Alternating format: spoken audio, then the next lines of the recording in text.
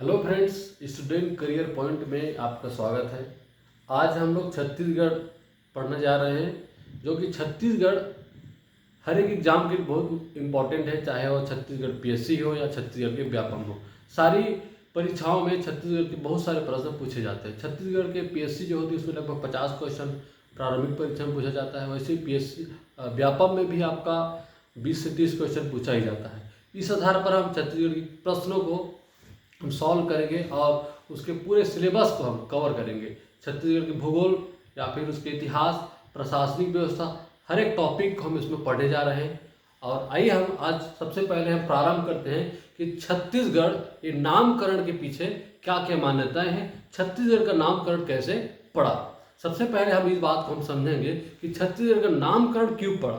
देखिए, सबसे पहले हम देखते हैं यहाँ पर कि छत्तीसगढ़ जो है उसका अर्थ क्या होता है। ठीक, तो छत्तीसगढ़ का अर्थ होता है 36 किला अर्थात दुर्ग। हम लोग इतिहास में पढ़ते हैं जो किला होती है, दुर्ग होती है, आप सब जानते हैं। तो 36 किला के आधार पर छत्तीसगढ़ का नामकरण पड़ा है। तो पहला मान्यता है उसके हिसाब से छत्तीसगढ़ में के लगभग बीचों बीच से शिवनाथ नदी का बहाव है। ठीक है, बीच से छत्तीसगढ़ से शिवनाथ नदी बहती है और उसके जो उत्तर और दक्षिण दोनों में 18 गढ़ था। शिवनाथ नदी के दक्षिण में 18 गढ़ और उत्तर में 18 गढ़।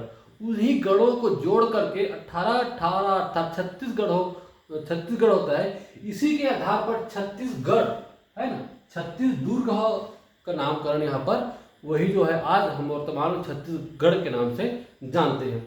अब देखेंगे हम इसके जो प्राचीन मान्यताएं हैं और जो विद्वानों ने जो नाम दिया उसके आधार पर इसके विभिन्न आधार है अलग अलग विद्वानों के द्वारा, उस पर हम अध्ययन करेंगे। यहाँ से आपका क्वेश्चंस बनती है।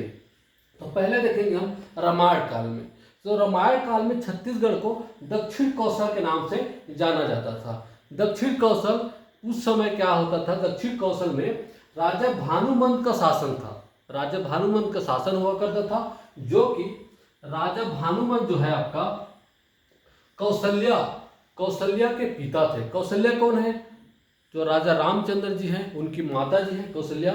इनका विवाह जो है राजा दशरथ के साथ हुआ और उनका जो पुत्र हुआ राजा राम, उनके माता जी का ये क्या थे, पिताजी थे। ठीक है, अब जब कौशल्या के साथ विवाह हो गया राजा दशरथ का, तो राजा दशरथ का कोई पुत्र वहां पर नहीं होने के कारण क्या हो गया यहाँ पर, तो यहाँ पर हम देख रहे हैं राजा दशरथ का विवाह जो है कौशल्या के साथ हो गया। ठीक, कौशल्या के साथ विवाह होने के पश्चात हुआ क्या, राजा भानुमंत जो दक्षिण कौशल का शासक था, इनका कोई पुत्र नहीं था। ठीक है, इनका कोई पुत्र नहीं था और कौशल्या जो है एकमात्र क्या थी, उनकी पुत्री थी। अब इनका विवाह जब राजा दशरथ के साथ हो गया, दशरथ जो राजा राम का पुत्र है, ठीक है, तो छत्तीसगढ़ का पूरा क्षेत्र जो है राजा दशरथ के अधीन में आ गया। इसके पश्चात राजा दशरथ के बाद में राजा राम के अधीन में आ गया, अर्थात राम के शासन काल में छत्तीसगढ़ जो है आपका दक्षिण कौशल के नाम से जाना जाता था। दो कौशल था। पहला कौशल हम बोलते हैं जिसको उत्तर कौशल और दक्षिण कौशल। तो हमारे क्षेत्र दक्षिण कौशल के नाम से उस समय जाना जाता था। ठीक है, इसका उल्लेख जो है आप देखेंगे तो दक्षिण कौशल का उल्लेख जो है, जो कलचुरी शासक थे, कलचुरी शासक जाजल देव। ठीक, जाजल देव के अभिलेख में, रतनपुर अभिलेख में इसका उल्लेख हुआ है कि इस कारण से छत्तीसगढ़ का नाम जो है उस समय दक्षिण कौशल था। ठीक है, तो ये अभिलेख को आपको याद रखना है। जाजल देव जो कि कलचुरी राजा था, इसके रतनपुर अभिलेख में, ठीक है, जाजल देव के रतनपुर अभिलेख में दक्षिण कौशल का नाम उल्लेख है। दूसरा हम मान्यता यहाँ पर देखेंगे जो कि आपका है उत्तर कौशल या आपका कौशल।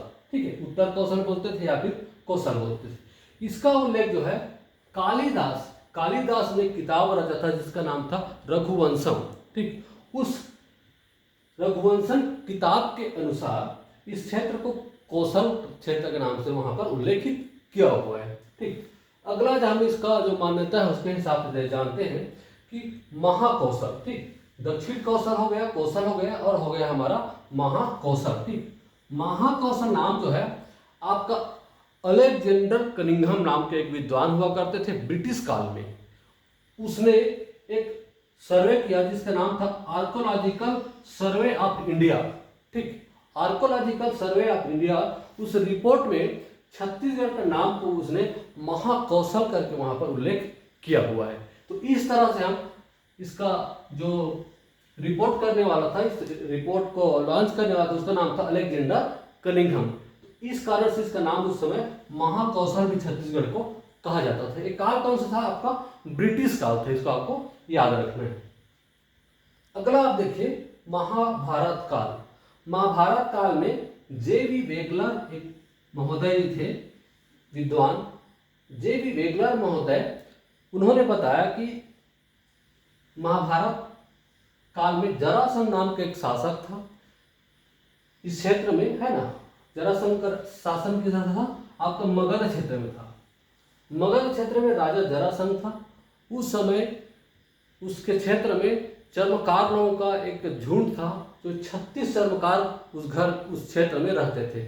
उस क्षेत्र में बहुत सारे चर्मकार रहते थे, लेकिन 36 चर्मकार जो है राजा जरासंध के आतंक से परेशान होकर के 36 जो परिवार है, 36 जो परिवार है हमारे इस क्षेत्र में, अर्थात हमारा जो छत्तीसगढ़ वर्तमान में इस क्षेत्र में आकर के बस गए, जो कि आपका वही जो अपभ्रंश होकर के क्या हो गया आपको बाद में छत्तीसगढ़ पड़ा। तो इस तरह से हम मगध क्षेत्र की बात हम किए यहाँ पर, जो कि आपका महाभारत काल का है। ठीक, इसको आपको याद रखना है। अगला आप देखिए जो कि आपका महाजनपद काल।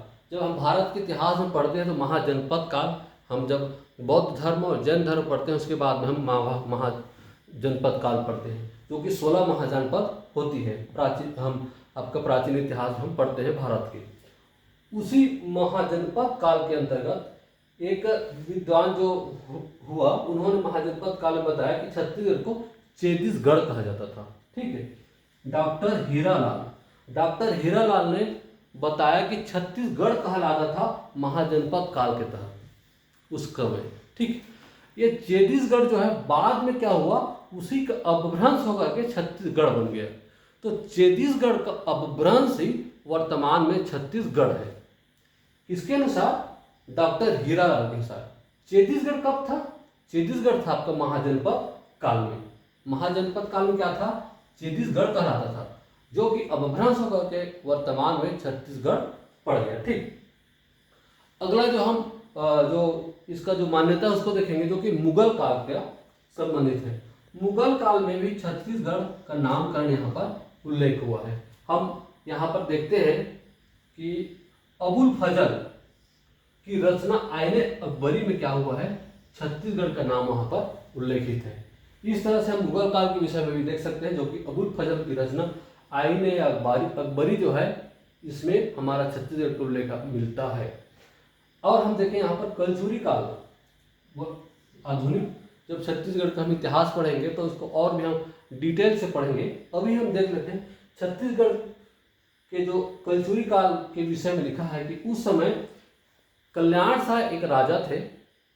कल्याण शाह राजा ने जमाबंदी प्रणाली वहाँ पर लागू किया था। उस समय जमाबंदी प्रणाली में छत्तीसगढ़ को उन्होंने छत्तीसगढ़ का वहाँ पर उल्लेख किया हुआ था। तो इस तरह से हम देखेंगे तो राजा कल्याण शाह के जमाबंदी प्रणाली में छत्तीसगढ़ का उल्लेख हुआ है। कैसे हुआ है? शिवनाथ नदी को उन्होंने आधार माना। किसने? चिसम ने। इन्होंने शिवनाथ नदी को आधार माना।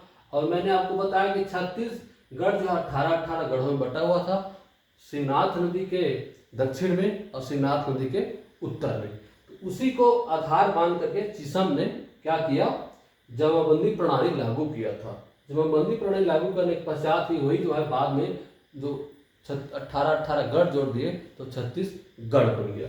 तो इस तरह से हम देखते हैं कि हमारे जो छत्तीसगढ़ का नामकरण है उसके पीछे बहुत सारी मान्यताएं हैं, और हमने सारी मान्यताओं को रामायण काल का, महाभारत काल का, मुगल काल का और महाजनपद काल का, इस तरह सारी मान्यताओं को हम यहाँ पर देख सके। एक चीज आपको याद रखना है, सबसे पहला प्रयोग कब हुआ था छत्तीसगढ़ का, ऐसा हम प्रश्न में पूछा जाता है। तो सबसे पहला प्रयोग जो है साहित्यिक रूप से, क्योंकि साहित्य में ही तो रचना होगी, तो साहित्यिक रूप से सबसे पहला प्रयोग जो है आपका पढ़िनी के अष्टाध्याय में पहली बार प्रयोग हुआ था। किसका? छत्तीसगढ़ का। तो इस बात को आप याद रखेंगे, पढ़िनी के अष्टाध्याय में क्या हुआ था, पहली बार छत्तीसगढ़ का यहाँ पर प्रयोग हुआ था। तो साहित्यिक रूप से पहला प्रयोग ये अष्टाध्याय को याद रखेंगे, किसकी रचना है वो, पढ़िनी। तो इस चीज को आपको याद रखना है। तो इस तरह से हम छत्तीसगढ़ के नामकरण के विषय में हम क्रम और हमने पढ़ लिया है, इसको आपको याद रखना है। आप नोट डाउन कर सकते हैं इसको, ताकि आपको परीक्षाओं में पूरी तरह से आपको एक कंठस्थ रहे और आपका मदद हो। आगे के टॉपिक में हम अन्य जो विषय है छत्तीसगढ़ के परिचय के विषय में, छत्तीसगढ़ के और भी जितने भी कालखंड हैं, सारी चीज़ों को हम पढ़ेंगे। इस वीडियो को हम यहीं पर समाप्त करते हैं। धन्यवाद।